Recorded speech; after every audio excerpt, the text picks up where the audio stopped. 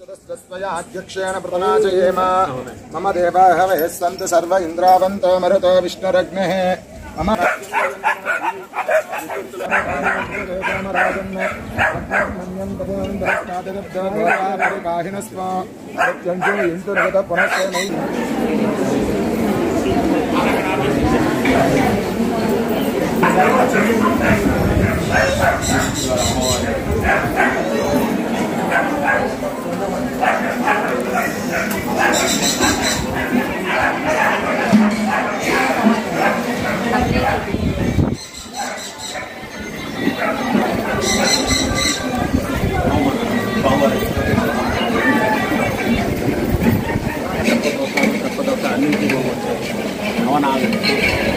అది కట్ట దిక్కుని మామూలు ఇక్కడ దిగిపోయింది సార్ కంటలో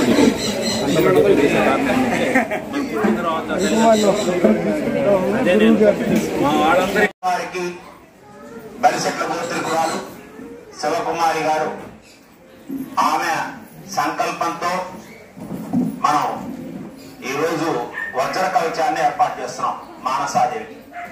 ఈ ప్రాంతం యొక్క కూర్చోండి కూడా కూర్చుని చూడండి.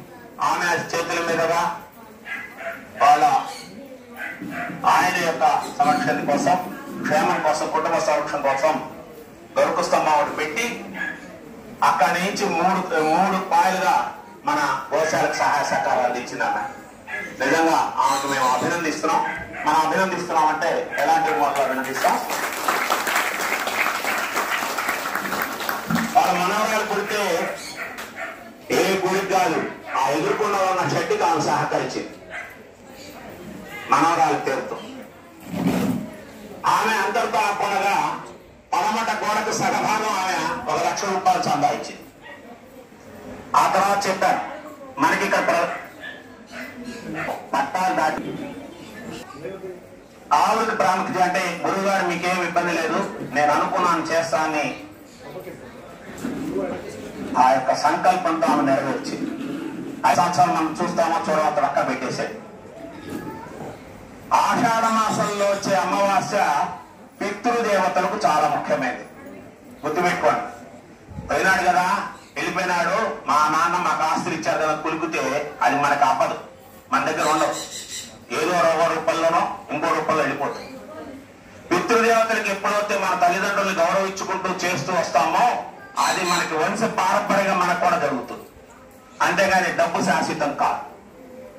డబ్బు కావాలి, అష్టలక్ష్మిలో 1,00,000 ధనలక్ష్మి, అంతేగాని లక్ష్మీదేవి మొత్తం ధనం కాదు. అలా ఈ యొక్క కార్యక్రమంలో మనం ఈరోజు ఆషాఢ మాసం అంటే శూన్యమాసము. శూన్యమాసంలో ఆదివారం వచ్చింది. వారాలకు అధిపతి అయిన వాడు ఆదివారం, రవివారం, ఆదివారం. అందుకని ఆదివారం నాడు శాకాహార దినాలు నారాయణ స్వరూపమే. ఎవరైనా నామం పెట్టుకొని విష్ణుముద్రలు వేసుకుంటే ఆదివారం నాడు ఏమాత్రం క్షౌరం కూడా చేయించుకోకూడదు. ఇది శాస్త్రం. అలాంటిది అమావాస్య కూడా వచ్చింది. అమావాస్య అంటే లక్ష్మీదేవి పుట్టినరోజు. అమావాస్య నాడు లక్ష్మీదేవి పుట్టింది. భారతి అమావాస్య నాడు లక్ష్మీదేవి పుట్టింది. అమావాస్య మందులు పక్కన పెట్టేస్తాను. పక్కన పెట్టమల్లా ఆ రోజు లక్ష్మీదేవి పుట్టింది కనుక కొన్ని పనులు చేయొద్దన్నారు. అది మర్చిపోయి అసలు ఏ పని చేయకూడదు అని పక్కన పెట్టేశారు. ఆదివారం నాడు అమావాస్య నాడు లక్ష్మీదేవి పుట్టింది. ఆ తర్వాత ఈ అమావాస్య నాడు ఈ రోజు రవి పుష్యమి నక్షత్రము. రవి పుష్యమి నక్షత్రం గుర్తుపెట్టుకోండి. ఇది చాలా ఇవాళ నుంచి వారం రోజులు మళ్ళీ వచ్చే ఆదివారం దాకా సూర్యుడు ఒక విధమైన కాంతి రూపంతో కనబడతాడు. పుష్యమి నక్షత్రం కొడుకులు కూతురు సంతానం.